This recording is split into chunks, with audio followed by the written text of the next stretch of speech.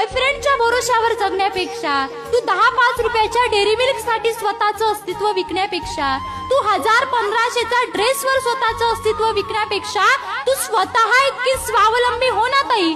तुला का बॉयफ्रेंडच्याच भरोशावर जगावंसं वाटतं आणि का तू त्याचा हात पकडून बाहेर निघून जाते?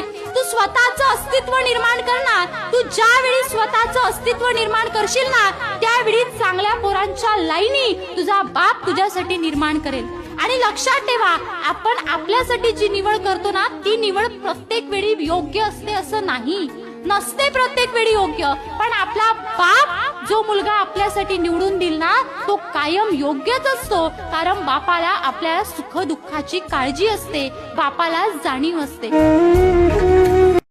समजून सांगणारं हवं असतं, तसं समजून घेणारंही असावं. डोळ्यात दुःखाचे अश्रू देणारं नाही, तर आनंदाचे अश्रू देणारं असावं. वेळ आल्यावर नाही, तर वेळ काढून बोलणारं असावं. सुखातच नाही, तर दुःखातही साथ देणारं असावं.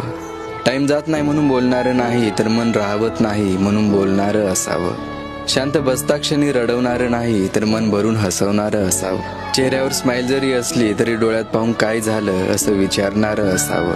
काही क्षणांसाठी हात पकडणारं नाही, तर आयुष्यभरासाठी साथ देणारं असावं. मग ते मैत्रीत असो किंवा मग प्रेमात.